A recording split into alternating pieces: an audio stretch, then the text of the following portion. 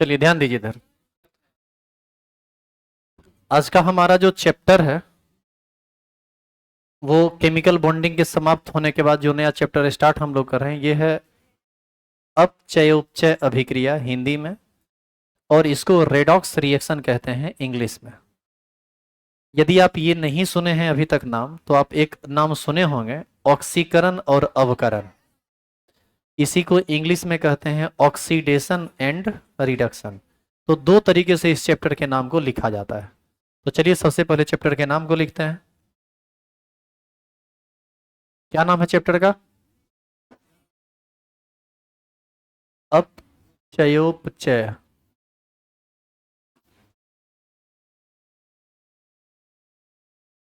अभिक्रिया। इंग्लिश में इसको क्या बोला जाता है? Redox reaction. एक और नाम से ये जाना जाता है ऑक्सीकरण अवकरण अभिक्रिया,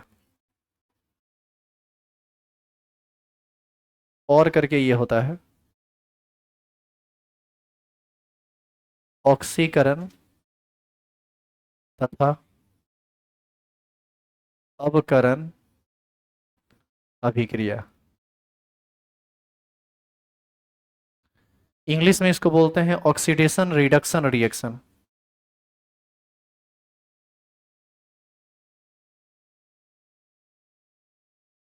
इसी में आप एक और नाम सुने होंगे, अपचय और उपचय। सुने हैं? अपचय उपचय अभिक्रिया। अपचय और उपचय से ही ना बना है अपचयोपचय। अपचय उपचय अपचयोपचय। देख रहे हैं, दोनों शब्द लगता है कि मिला हुआ है उसमें। तो इन सब को हम डिटेल में बाद में देख लेंगे, ये आपके चैप्टर का नाम है।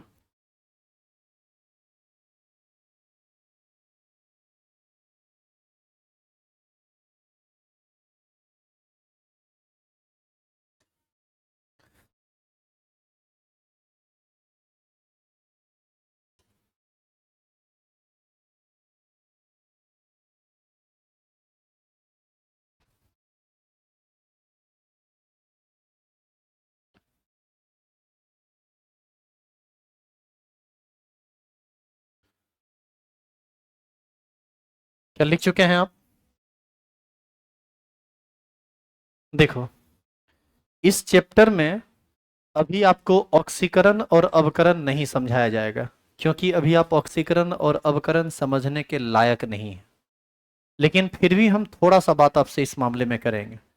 आप बताइए तो ऑक्सीकरण से आप क्या समझते हैं? जो लोग ऑफलाइन बैठे हुए बताइए।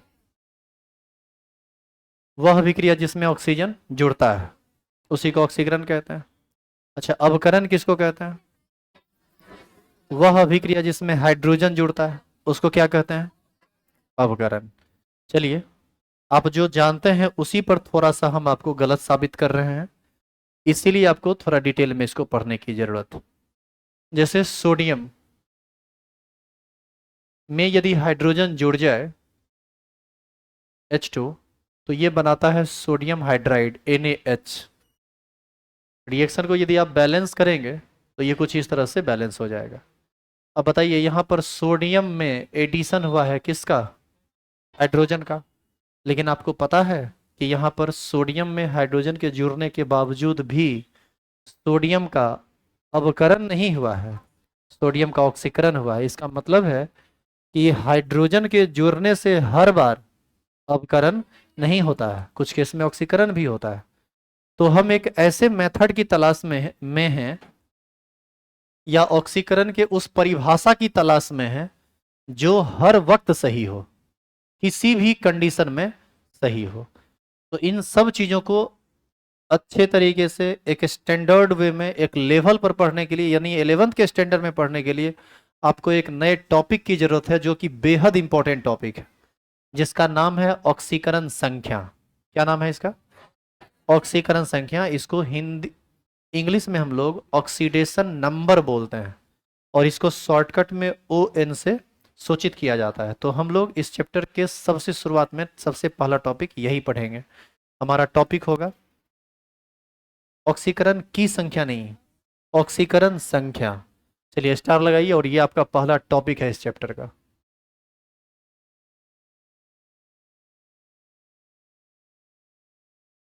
लिखेंगे ऑक्सीकरण संख्या।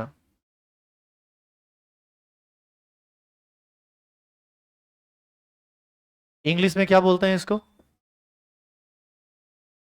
Oxidation number.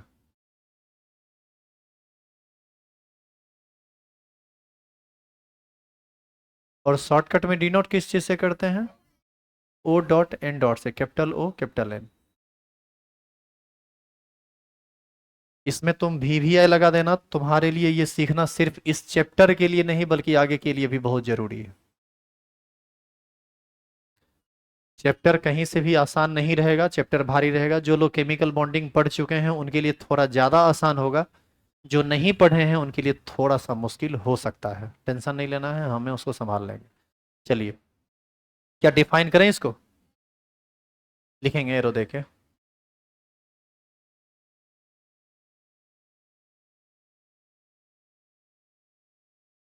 जब कोई परमाणु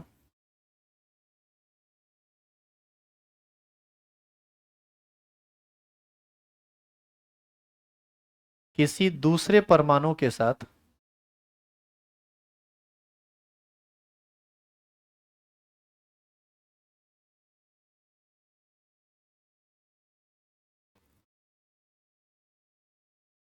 जुड़ता है, जब कोई परमाणु किसी दूसरे परमाणु के साथ जुड़ता है तो उस पर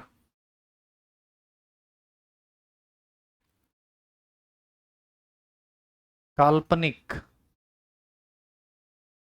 या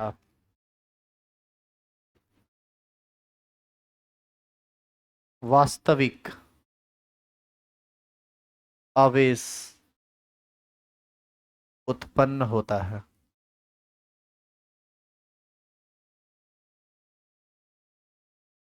जिसे हम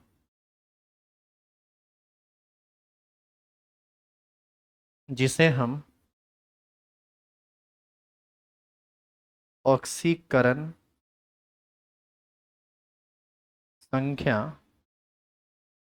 शॉर्टकट में ओ डॉट एन डॉट यानी ओ एन कहते हैं। अब इस परिभाषा पर जब आप गौर करेंगे तो यहां पर दो बात आया है। बताइए क्या क्या? एक काल्पनिक आवेश और एक वास्तविक आवेश। तो आपको ऑक्सीकरण संख्या पढ़ने से पहले यही समझना पड़ेगा कि वास्तविक आवेश और काल्पनिक आवेश का मतलब क्या होता है। क्या आप ये पूरा लिख चुके हैं? चलिए देखिए इधर,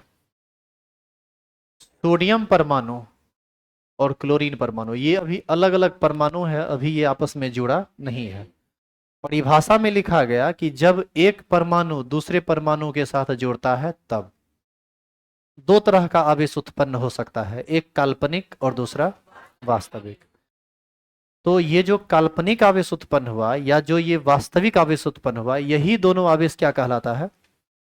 ऑक्सीकरण संख्या। इसका मतलब है कि ऑक्सीकरण संख्या वास्तव में आवेश है, और हम जब भी किसी तत्व के ऑक्सीकरण संख्या को लिखेंगे तो उसके साइन के साथ लिखना पड़ेगा, क्योंकि ऑक्सीकरण संख्या एक आवेश है और आवेश को हमेशा साइन के साथ लिखा जाता है, या तो प्लस नहीं तो माइनस। लेकिन मेन बात ये नहीं है, मेन बात ये है कि काल्पनिक आवेश और वास्तविक आवेश क्या होता है। तो सुनिए, सोडियम जब क्लोरीन के नजदीक आता है तो दोनों में आयनिक बॉन्ड का फॉर्मेशन होता है। आप पहले भी पढ़ चुके हैं कि सोडियम अपने बाहरी कक्षा से एक इलेक्ट्रॉन का पूर्ण रूप से त्याग करता है और उसको पूर्ण रूप से ग्रहण करता है कौन? Cl minus. और ऐसी स्थिति में एक इलेक्ट्रॉन निकल के इसमें जाता है तो ये कन्वर्ट कर जाता है Na प्लस में, और ये कन्वर्ट कर जाता है Cl माइनस में। तो इलेक्ट्रॉन एक परमाणु के बाहरी कक्षा से दूसरे परमाणु के बाहरी कक्षा में जब इलेक्ट्रॉन का पूर्ण स्थानांतरण होता है तो इलेक्ट्रॉन देने वाले परमाणु पर पूर्ण रूप से प्लस आवेश उत्पन्न होता है और इलेक्ट्रॉन ग्रहण करने वाले परमाणु पर पूर्ण रूप से माइनस आवेश उत्पन्न होता है। इसी को कहा जाता है वास्तविक धन आवेश और इसको कहा जाता है वास्तविक ऋण आवेश। इसका मतलब यह है कि वास्तविक आवेश वह आवेश होता है जो किसी परमाणु के द्वारा इलेक्ट्रॉन के पूर्ण रूप से त्याग या पूर्ण रूप से ग्रहण होने पर उत्पन्न होता है। त्याग होगा तो +1 और ग्रहण होगा तो -1। क्या आपको समझ में आया कि वास्तविक आवेश का क्या मतलब है? तो इलेक्ट्रॉन के त्याग या ग्रहण पर जब ये बंधन बनेगा तो उसी को हम लोग क्या बोलेंगे? पूर्ण आवेश। पूर्ण आवेश, सॉरी, वास्तविक आवेश। अब समझिए काल्पनिक आवेश के बारे में। हाइड्रोजन जब Cl के साथ बॉन्ड बनाता था तो आपको याद होगा ये दोनों एकल सहसंयोजन बंधन का निर्माण करता है, सिंगल कोवेलेंट बॉन्ड बनाता है। और आप यह भी जानते होंगे कि हाइड्रोजन और क्लोरीन में क्लोरीन का विद्युत ऋणात्मकता ज्यादा होता है और हाइड्रोजन का विद्युत ऋणात्मकता कम होता है। तो ये दोनों का दोनों इलेक्ट्रॉन पेयर शिफ्ट कर जाता है किसके तरफ?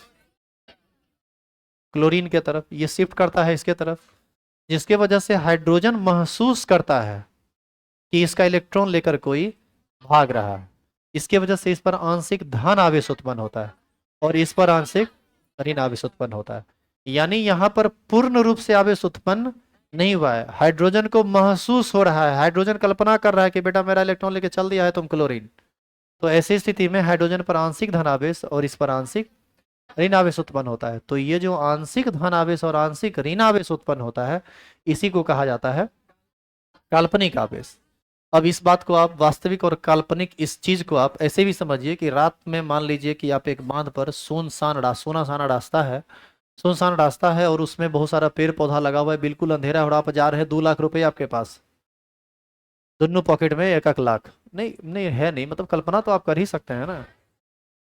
रहता तो वो हो गया वास्तविक, और कल्पना कर रहे हैं तो ये हो गया काल्पनिक। तो इससे भी आप वास्तविक काल्पनिक को समझ सकते हैं और इससे भी बेहतर समझ सकते हैं कि उस रास्ते में जब आप चलना शुरू किए और आपके पास रुपया था, रात के 11 साढ़े 12 बजे मान लीजिए कि आप जा रहे हैं, बगल में एक आदमी सटा, मान लीजिए आप साइकिल से जा रहे हैं, बगल में एक आदमी सटा और आदमी पूछा क्या हाल चाल है। सबसे पहला नंबर तो आपका दिमाग तो ठनक जाएगा कि अब कुछ ना कुछ उल्टा पुल्टा होने वाला है। क्या कि रात में एक तो मिलना नहीं चाहिए था, मिल गया तो हाल चाल का है पूछा, कहीं गलती से मान लो कि हमारे जैसा आदमी तुमको मिल गया और यही पेन स्केच रखे हुए है और इस स्केच को ऐसे करके बोला क्या हाल है। अब बताओ क्या समझ रहा है इससे? वो समझ जाएगा कि पिस्तौल है। तनिए देर के बाद कहेगा कि मान लो कि जो है सो निकाल के दे दो। जैसे ही बोला कि इसको सटा के कि क्या हाल है, जो है वो निकाल के दे दो, तो तुम्हारे अंदर एक कल्पना डेवलप हो जाएगी क्या कि 2 लाख गया। यही हुआ डर, किस चीज का? रुपया के चले जाने का। यही हुआ डर इलेक्ट्रॉन के चले जाने का। यानी ये कल्पना हो रही है कि मेरे हमरा पर पार्शियल पॉजिटिव चार्ज आ रहा है और इस पर पार्शियल निगेटिव चार्ज आ रहा है।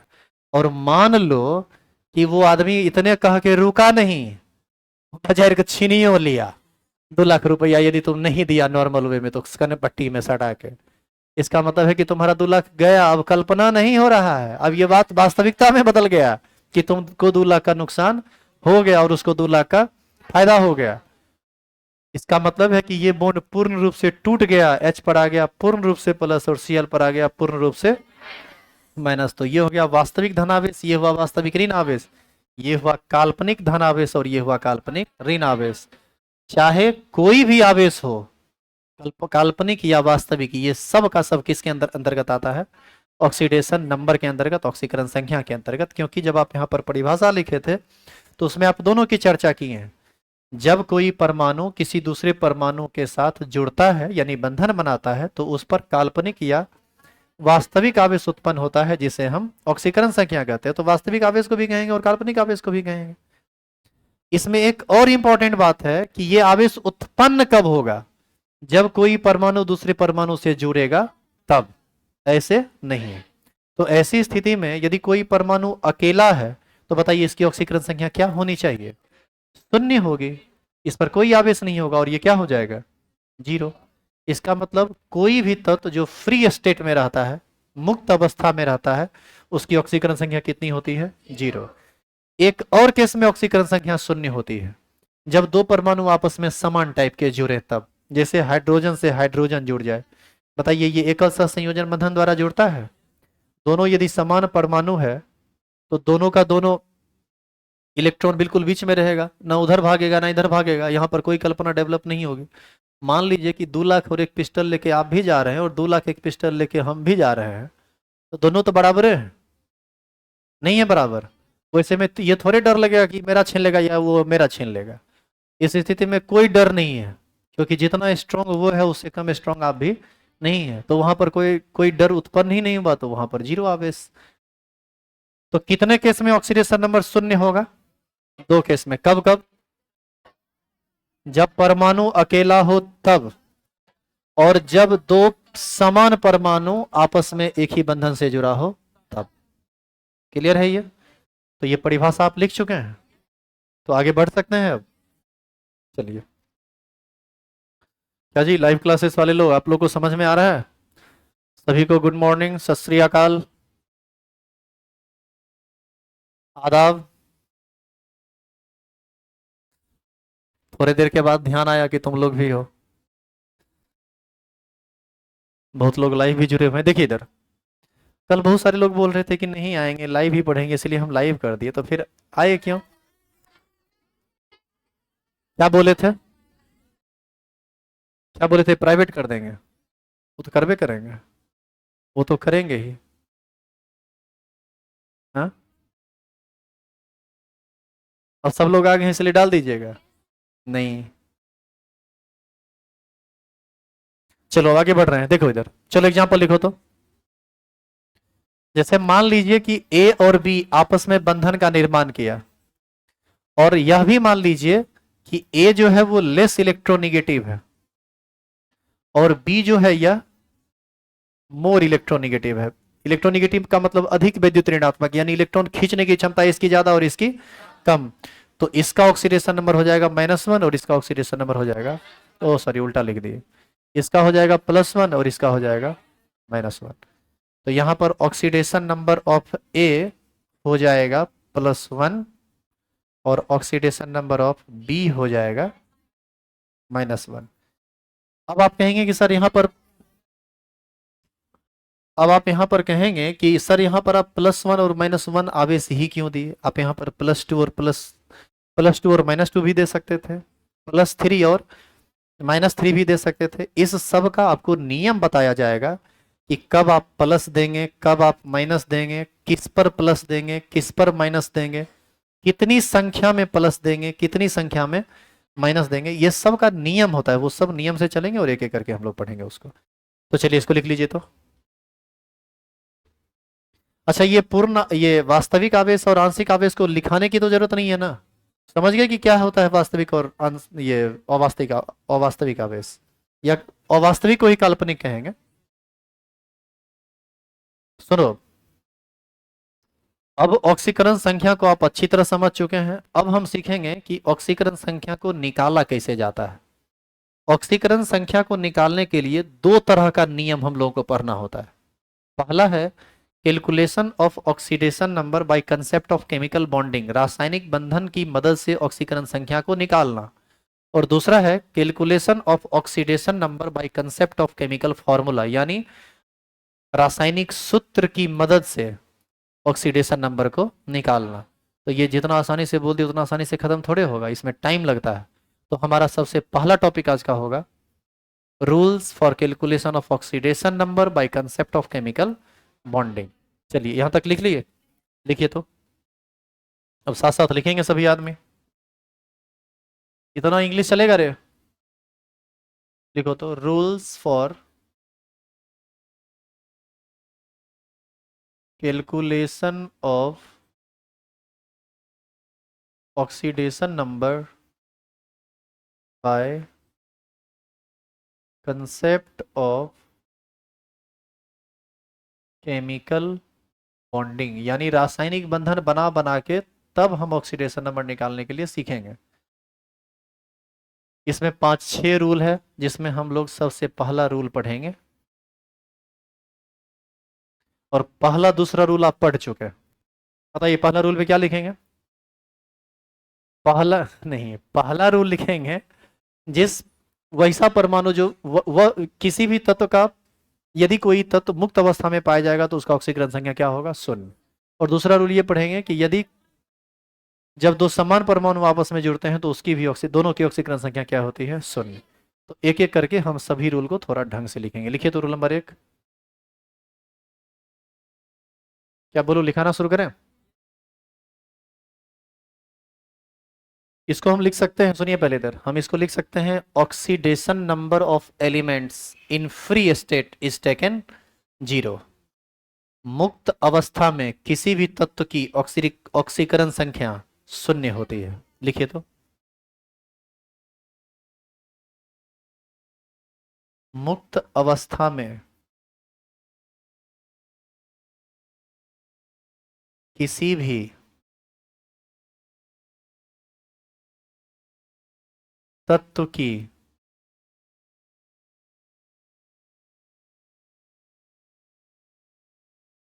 ऑक्सीकरण संख्या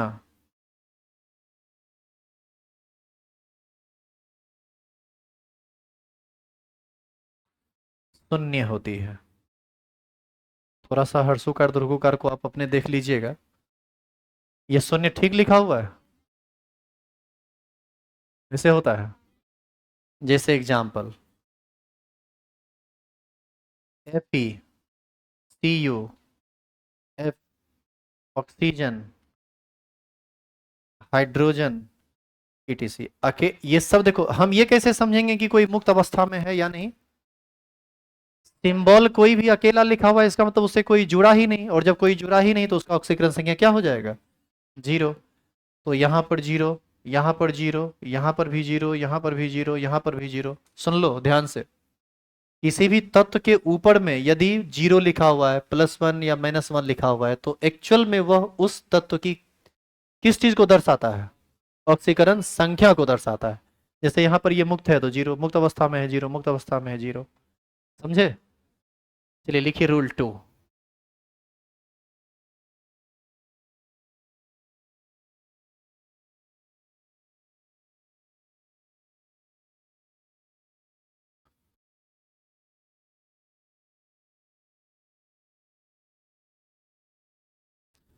रूल 2 में क्या होगा, जब दो समान परमाणु आपस में जुड़ते हैं तो उस दोनों परमाणु की ऑक्सीकरण संख्या शून्य होती है। लिखेंगे रूल 2।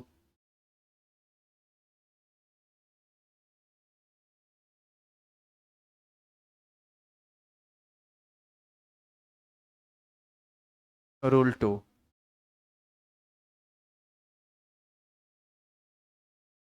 जब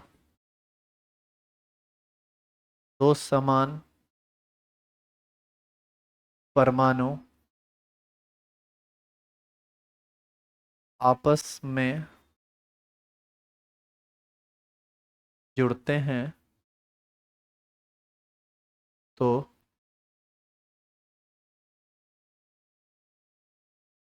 दोनों परमाणु का ऑक्सीडेशन नंबर शून्य होता है। क्या तुम एग्जाम्पल बता सकते हो? बोलो तो। एग्जाम्पल देखो, H2O2, O3, Cl2, N2, Br2, etc। यदि सब का सब आपस में एक ही जैसा है तो वहां पर किसी प्रकार का कोई भी चार्ज डेवलप नहीं होगा, तो इस सब के भी ऊपर पर लिखना पड़ेगा 0। और देखो, एक ही बार 0 लिखे हैं, 2 बार 0 लिखने की जरूरत नहीं है, क्योंकि आप एक बार 0 लिख दिए तो ये इंडिकेट कर रहा है कि दोनों का क्या होगा, ऑक्सीडेशन नंबर 0 ही होगा।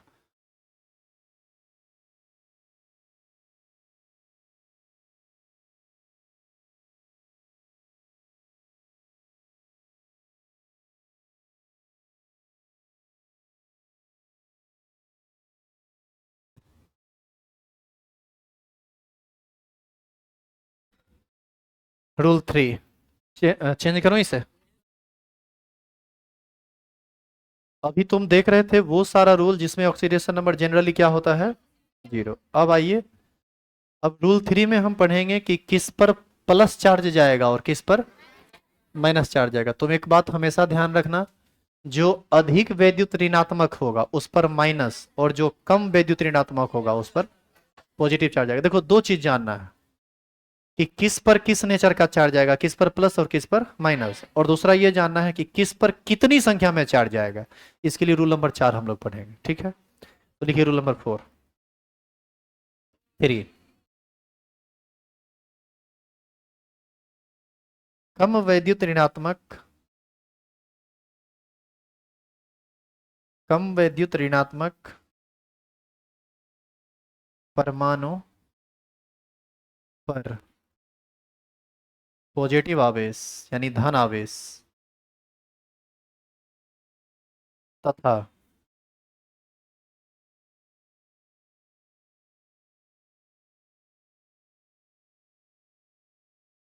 अधिक वैद्युत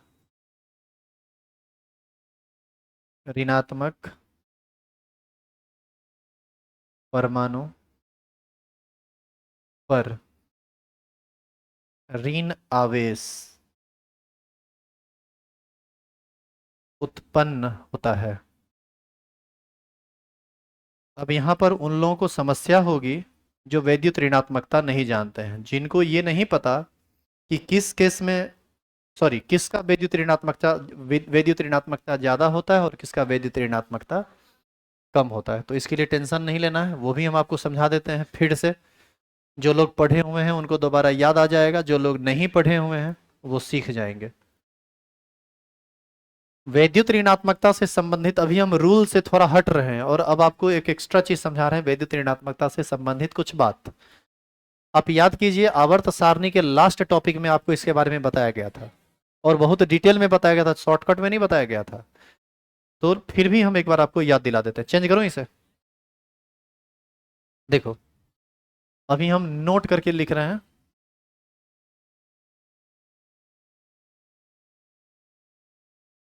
वैद्युत ऋणात्मकता, इंग्लिश में इसको क्या बोलते हैं, इलेक्ट्रो निगेटिविटी। और इसको सूचित किस चीज से करते हैं, दो चीज से, ईएन से भी और एक्स से भी। एक्स से भी सूचित होता है और ईएन से भी सूचित होता है। अब इस नोट में वैद्युत ऋणात्मकता से संबंधित कुछ कुछ बात आपको याद रखना है। सबसे पहला बात सुनो इधर, ये आवर्त सारणी है। इस आवर्त सारणी में किसी भी वर्ग में जब तुम ऊपर से नीचे आते हो तो वैद्युत ऋणात्मकता बढ़ता है, सॉरी घटता है, और जब भी तुम बाएं से दाएं जाते हो तो वैद्युत ऋणात्मकता बढ़ता है। जैसे कार्बन, नाइट्रोजन, ऑक्सीजन, फ्लोरीन में यदि आपसे पूछेगा कि कौन सबसे अधिक वैद्युत ऋणात्मक होगा, तो जब जो सबसे उधर होगा वो ज्यादा वैद्युत ऋणात्मक होगा, फ्लोरीन। उससे कम ऑक्सीजन, उससे कम नाइट्रोजन, उससे कम कार्बन। तो यहाँ पर पहला बात लिखना है, ये पूरा का पूरा भाषा बना के मत लिखिए, इसको आप शॉर्टकट में कुछ ऐसे हम लोग लिख सकते हैं। देखो तो सबसे पहला बात में देखो, ये हो गया आपका कौन चीज, आवर्त, यानी ये बाएं से दाएं, और ये हो गया आपका वर्ग। एरो के डायरेक्शन से आपको पता चल रहा है कि ऊपर से नीचे आ रहा है। तो बताइए इलेक्ट्रोनिगेटिविटी क्या होता है, घटता है या बढ़ता है, इलेक्ट्रोनिगेटिविटी घटता है। और यहां पर इलेक्ट्रोनिगेटिविटी बढ़ता है। जैसे एक एग्जाम्पल के तौर पर अभी तुरंत बोला गया था कार्बन, नाइट्रोजन, ऑक्सीजन, फ्लोरीन, ये द्वितीय आवर्त का तत्व है ना जी, बाएं से दाएं जाने पर बढ़ता है। तो इसमें सबसे ज्यादा वैद्युत ऋणात्मक कौन होगा, इसमें सबसे ज्यादा वैद्युत ऋणात्मक होगा फ्लोरीन, उससे कम होगा ऑक्सीजन, उससे कम होगा नाइट्रोजन, उससे कम होगा कार्बन, कार्बन से भी कम होगा बोरोन, बोरोन से कम होगा बेरिलियम, इस तरह से। और यदि आप ऊपर से नीचे आने की यदि बात करते हैं तो जैसे फ्लोरीन, क्लोरीन, ब्रोमीन, आयोडीन, याद कीजिए ये हेलोजन वर्ग का तत्व है, वर्ग 17। याद है, फिर कल 12 आई थी, कुछ ऐसा बताया गया था। ये ऊपर से नीचे आने पर विद्युत ऋणात्मकता घटता है। तो घटता है तो बताओ किसका ज्यादा होगा? सबसे अधिक होगा फ्लोरीन का, उससे कम होगा क्लोरीन का, उससे कम होगा ब्रोमीन का, और सबसे कम होगा आयोडीन का। पहले आप बताइए कि इसके लिखने का मतलब और ये जैसे, ये दोनों बात आपको समझ में आया या नहीं? तो जो लोग नहीं भी पढ़े हैं कंपैरिजन करके निकाल सकते हैं कि किसका ज्यादा होगा किसका कम होगा। दूसरी बात, नोट का दूसरा बात, अभी लिखिए नहीं सिर्फ देखिए। दूसरा बात ये है कि इसको क्या पढ़ेंगे, पहले ये बताओ तो।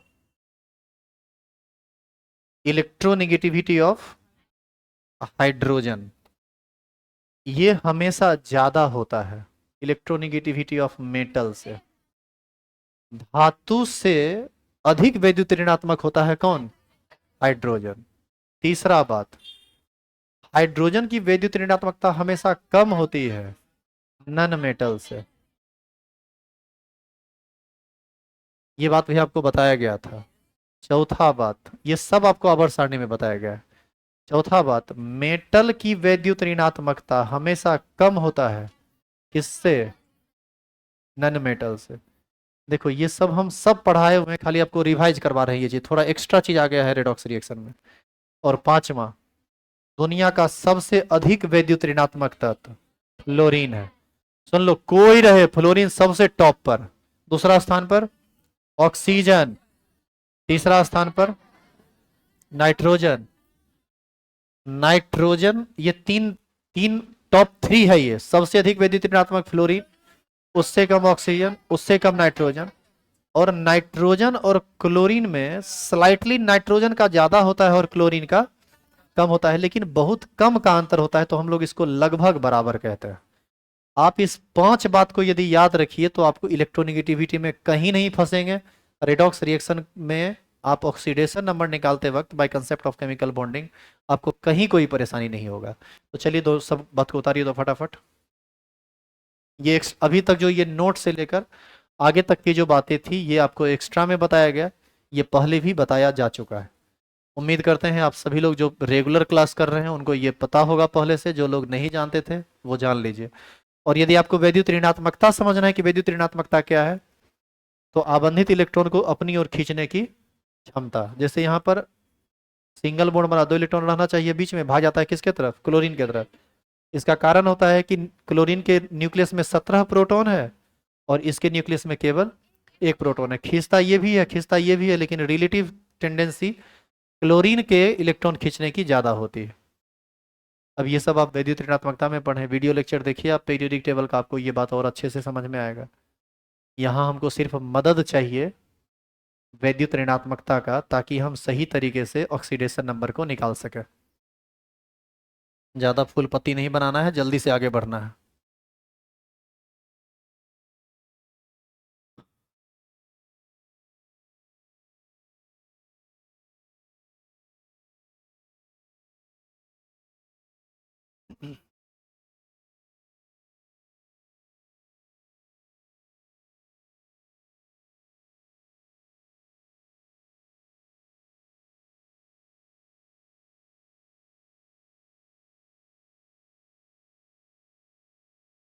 चेंज करें?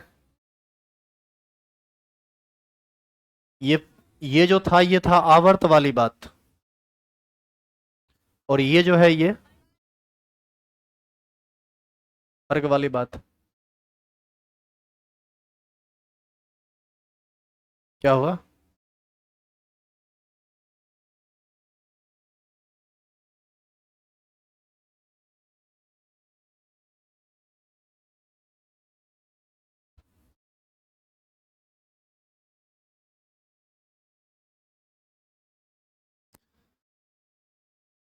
कुछ लोग पूछ रहे हैं कि कौन सा क्लास चल रहा है सर। ये 11th का हिंदी मीडियम का बैच चल रहा है। रेडॉक्स रिएक्शन स्टार्ट हुआ है पहला क्लास से।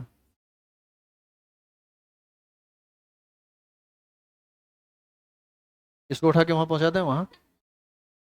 हाँ, हो गया, नहीं लिखा हुआ? चलो लिखो आगे।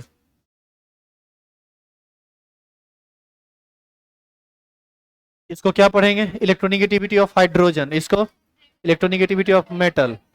बाद बाकी तो सब समझ ना रहे हैं कि क्या है। ये कौन सी लिखा हुआ है? Electronegativity order.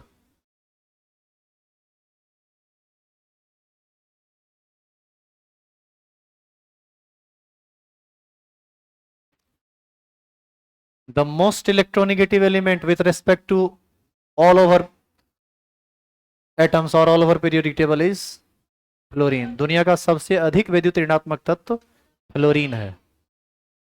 फ्लोरीन जिसके साथ जुड़ेगा वो उससे इलेक्ट्रॉन खींचेगा ही, इससे कम ही किसी के खींचने का टेंडेंसी होता है, यानी सबसे बड़ा चोर फ्लोरीन है।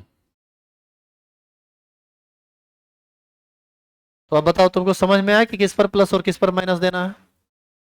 आइए रूल नंबर 4 देखते हैं।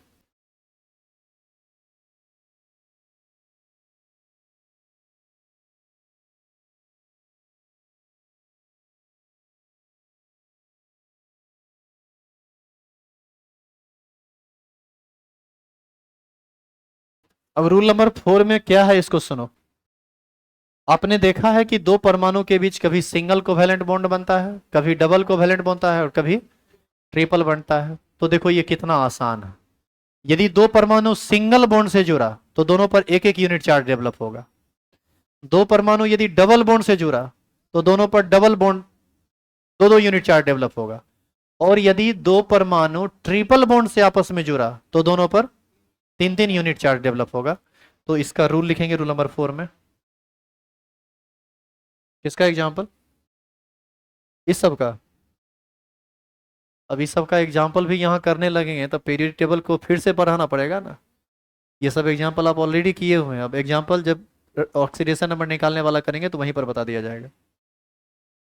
पढ़े हुए चीज़ों को कितना बार पढ़िएगा? इतने बता दिए काफ़ी नहीं है।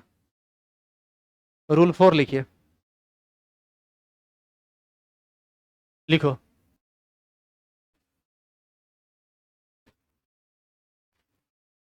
सिंगल बॉन्ड एक एक इकाई, कॉमा डबल बॉन्ड दो दो इकाई,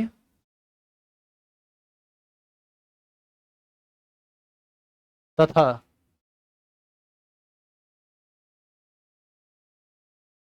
ट्रिपल बॉन्ड तीन तीन इकाई आवेश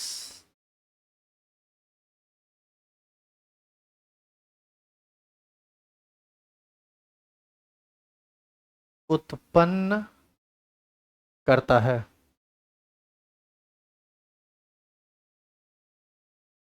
जैसे देखो ए और बी के बीच सिंगल बॉन्ड बना तो ए पर +1 और बी पर -1।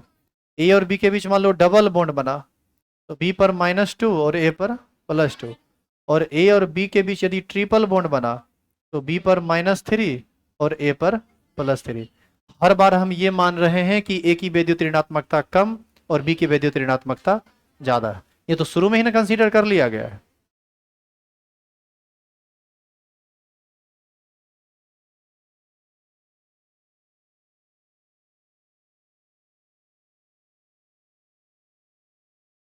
इसमें दो रूल और है, लेकिन जितना रूल अभी तक आप पढ़ चुके हैं ना, अब आप इस पर पहले तो कुछ काम कीजिए तब आप वो दोनों रूल पढ़ जाइएगा। नहीं तो सारा रूल एक ही बार हम बता देंगे तो पता चलेगा कि कुछ भी आप नहीं संभाल पा रहे हैं। तो इस 4 रूल के बाद अब आपको कुछ एग्जाम्पल करना है, 10 15 20, और फिर हम आगे बढ़ेंगे। और एग्जाम्पल भी अभी हम करेंगे, 4 5 एग्जाम्पल हम करेंगे, 10 20 एग्जाम्पल आपको करके लाना। क्या यहाँ तक सभी लोग उतार चुके हैं? तो आगे बढ़ाएं, बढ़ें इसको। अब जैसे मान लो कि क्वेश्चन तुमको पूछे, शांत रहना नहीं तो खड़ा करके यहाँ बुलाएंगे तब। और इच्छा है लाइव क्लास में पिटने का तो शौक पूरा कर देंगे। रुपया दिए हो ना रे, तो व्यवस्था करना पड़ेगा ना। अब जैसे आपसे क्वेश्चन पूछा जाए कि HCl में, सुनिएगा ध्यान से, क्वेश्चन क्या पूछेगा? पूछेगा आपसे कि HCl में हाइड्रोजन परमाणु और क्लोरीन परमाणु की ऑक्सीकरण संख्या क्या होगी। तो सबसे पहला काम आपका क्या है, आपका काम है कि पहले इसका स्ट्रक्चर बना लीजिए। हाइड्रोजन और क्लोरीन के बीच आप याद कीजिए केमिकल बॉन्डिंग में बताया गया सिंगल कोवैलेंट बॉन्ड का फॉर्मेशन होता है। अब जरा बताइए यहाँ कि कौन ज्यादा वैद्युत ऋणात्मक है, हाइड्रोजन या क्लोरीन। अब देखो इसकी मदद हम कैसे लेंगे, दुनिया के सबसे अधिक वैद्युत ऋणात्मक में ये चार आता है, तो क्लोरीन जो है वो हाइड्रोजन से ज्यादा होगा। ऐसे भी हाइड्रोजन और नन मेटल में हाइड्रोजन का कम और नन मेटल का ज्यादा होता है। क्लोरीन एक नन मेटल है और धातु है, ये बात आपको हम पीरियोडिक टेबल में समझा चुके हैं। अब बताइए इसके बीच कैसा बॉन्ड है, सिंगल, तो एक यूनिट चार्ज इस पर डेवलप होगा और एक यूनिट चार्ज इस पर डेवलप होगा। माइनस किस पर प्लस किस पर, क्लोरीन पर माइनस और हाइड्रोजन पर प्लस। तो यहां से स्पष्ट तौर पर कहा जा सकता है कि oxidation number of hydrogen in HCl बराबर +1 तथा oxidation number of Cl in HCl is equal to -1। क्या भारी लग गया, उतारिए।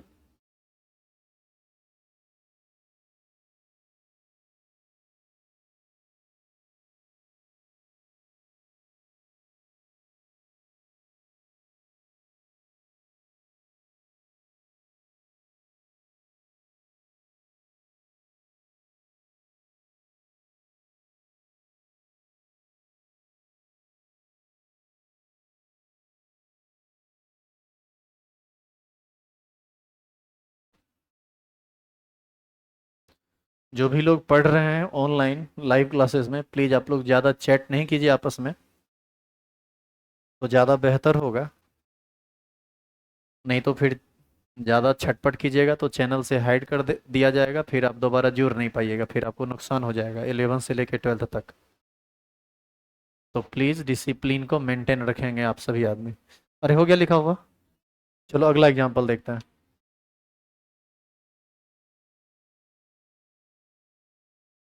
अब यदि तुमसे पूछा जाए कि H2O में हाइड्रोजन का और ऑक्सीजन परमाणु का ऑक्सीकरण संख्या क्या होगा, तो सबसे पहला काम उसका स्ट्रक्चर बताइए, इसका स्ट्रक्चर कैसे बनता था। ऑक्सीजन और हाइड्रोजन के बीच याद है सिंगल कोवैलेंट बॉन्ड का फॉर्मेशन होता था दोनों तरफ। इधर देखो, लिखना मत, यहां देखो, इस बंधन के कारण इस पर एक इस पर एक, हाँ या ना, माइनस किस पर प्लस किस पर, ऑक्सीजन पर माइनस और हाइड्रोजन पर, तो इस बॉन्ड का काम खत्म।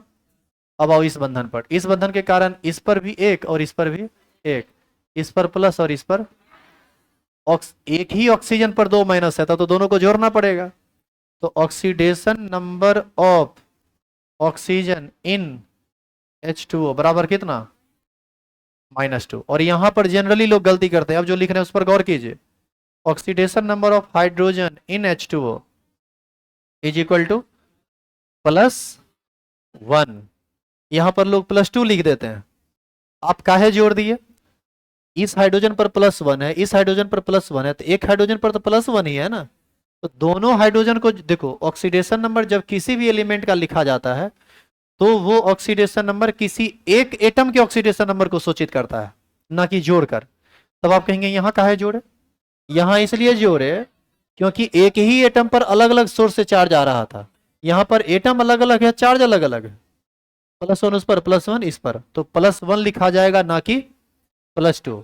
तो आपको यह समझ में आया कि कब ऑक्सीडेशन नंबर को जोड़ के लिखना है और कब जोड़ना नहीं है। एक ही एटम पर जब अलग अलग सोर्स से चार्ज आया, अलग अलग बोर्ड से चार्ज आया तब जोड़ेंगे, लेकिन सेम टाइप का एटम है तो उसके ऑक्सीडेशन नंबर को जोड़कर नहीं लिखा जाएगा, वो गलत है। उतारिए इसको। एक और एग्जाम्पल हम करेंगे और उसके बाद कुछ एग्जाम्पल आपको घर से करने के लिए दिया जाएगा।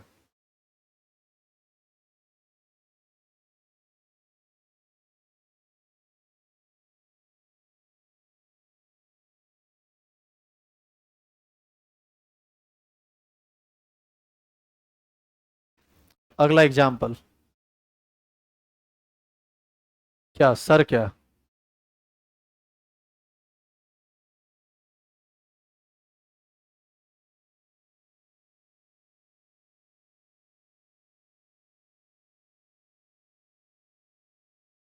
बोल रहे हैं हिंदी मीडियम बोलकर खाली इंग्लिश करवाते हैं भाई, साइंस के स्टूडेंट हो, इतना नहीं समझोगे तो काम कैसे चलेगा। हिंदी लिखना चाहते हो तो हम बोल देते हैं, लिख लो। नहीं ना, शुद्ध हिंदी सुनो। H2O में ऑक्सीजन परमाणु की ऑक्सीकरण संख्या बराबर -2।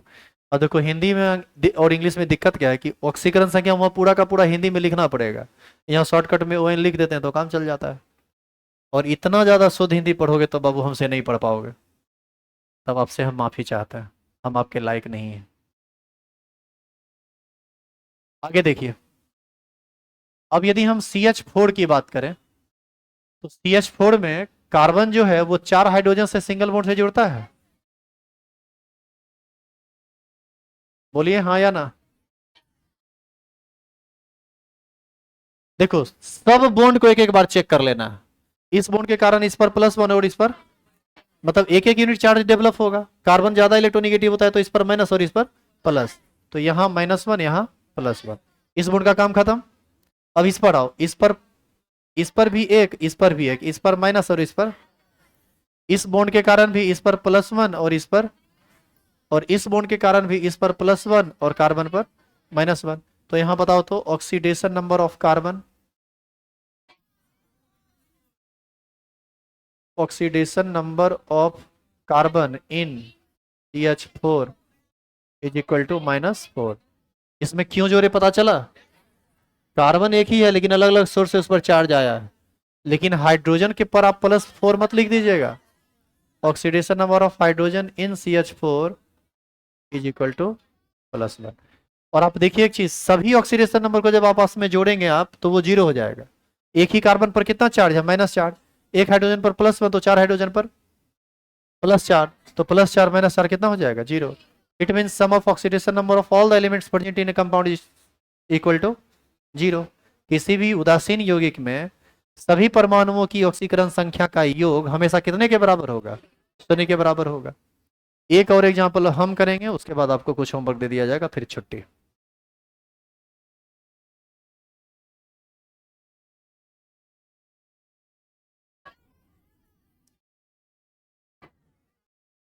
आगे बैच है। अच्छा 11 बजे तक पढ़ना है, ठीक है। आपकी बातें होंगी, 11 बजे तक पढ़ेंगे। बैठे रहिएगा सब लोग, किसी को जाना नहीं है। जो लोग लाइव सेशन से जुड़े हुए हैं सभी लोग जुड़े रहेंगे। जो लोग बाहर में इंग्लिश मीडियम के लोग खड़े हैं, आप लोग को थोड़ा जगह दिया जाएगा, आप लोग अंदर आके बैठेंगे।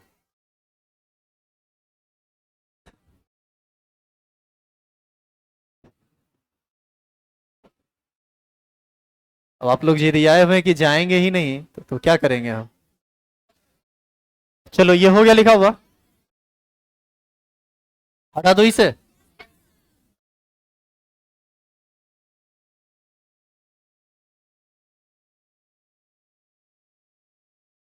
अगला एग्जाम्पल है HCN। HCN में हाइड्रोजन, अच्छा ये बताओ तो इसमें बीच में कौन रहता है। केमिकल बॉन्डिंग में संरचना बनाने सिखाया गया था आपको। हाइड्रोजन के साथ सिंगल बॉन्ड कार्बन और ट्रिपल बॉन्ड नाइट्रोजन। अब जो ये बना लिया उसे ऑक्सीडेशन नंबर निकालना आसान है उसके लिए। जो नहीं बनाएगा उसको हम स्ट्रक्चर बताएंगे, जो लोग लेट से आएंगे उसको तो बताना पड़ेगा। बताइए, यहां सिंगल बॉन्ड है तो एक यूनिट इस पर, एक यूनिट इस पर, इस पर -1 इस पर। समझ में आया कि माइनस और प्लस कैसे डिसाइड कर रहे हैं। ये ट्रिपल बॉन्ड है, इस पर 3 और इस पर भी 3। कार्बन और नाइट्रोजन में कौन वैद्युत ऋणात्मक ज्यादा होता है, नाइट्रोजन। कैसे समझे, मोस्ट इलेक्ट्रोनिगेटिव में ये तीसरा स्थान पर, इसके बाद इन कार्बन आता होगा तो इस पर माइनस और इस पर। अब जरा बताइए, oxidation number of hydrogen in HCN +1 होगा जी।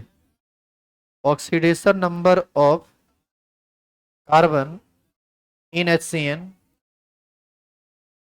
+3 और -1 जोड़ेंगे कितना होगा, +2।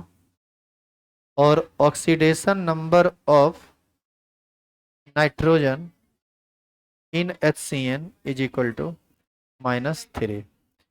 क्या आपसे उम्मीद करें कि अब इस तरह का काम आप खुद से करेंगे। तो 4 एग्जाम्पल हम किए हैं, अब आगे का एग्जाम्पल आपको करना है। कॉपी लाओ तो जो होमवर्क दिए थे जल्दी।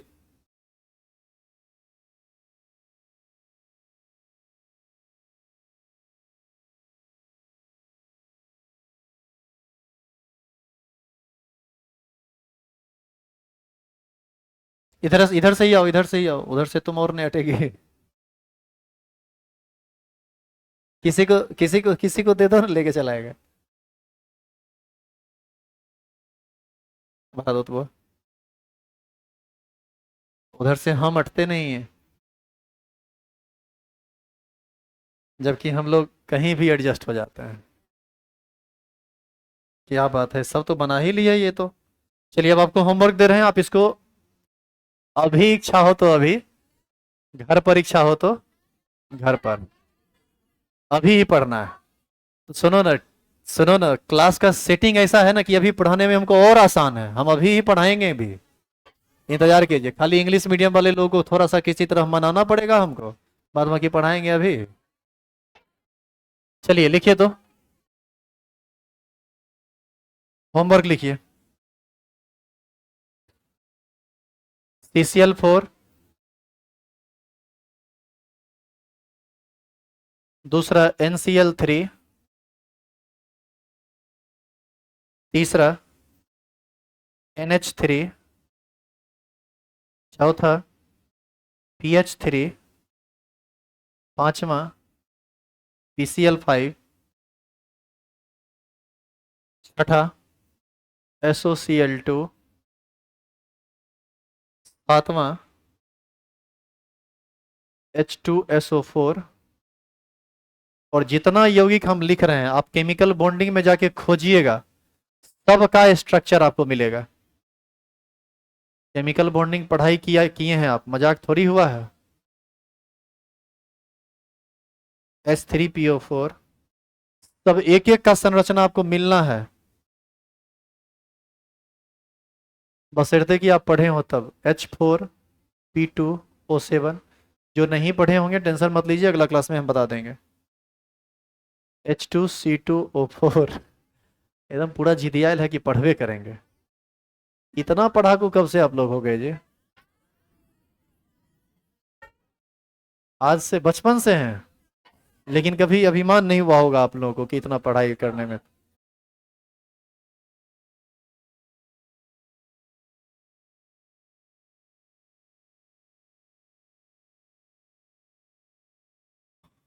और है दोनों।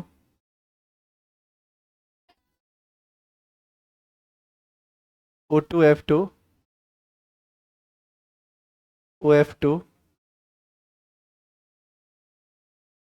COCl2।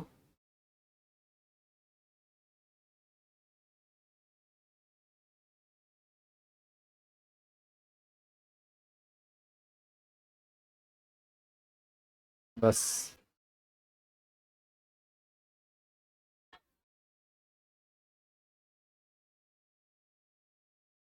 एक और लिख लो इसमें, H2O2, 20 को पूरा दें। 20वां में लिखिएगा CHCl3।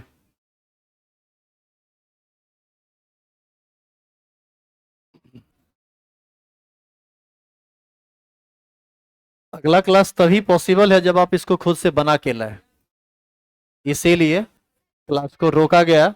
और ये बात हमको याद है कि आपको बोला गया था कि कल 2 घंटा का क्लास लें, लेकिन बाद में फिर, हाँ बता रहे हैं, अरे सुनो तो सही, जो हुआ सो बता रहे हैं। बाद में ये याद आया कि थ्योरी बताने के बाद यदि हर चीज हम ही बता दिए तो इस बात का पता नहीं चल पाएगा कि आप सीखे कितना है।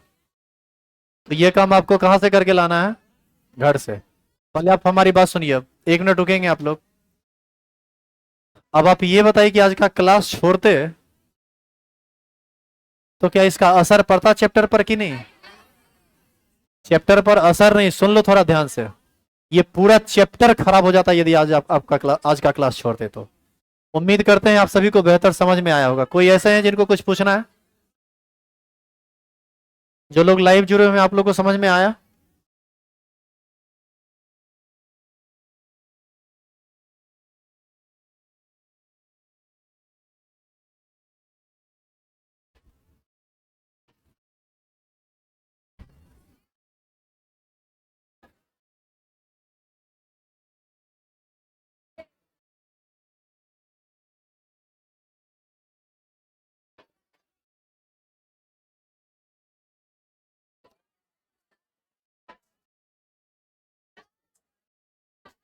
चलिए, तो हम लोग मिलते हैं नेक्स्ट क्लास में कल।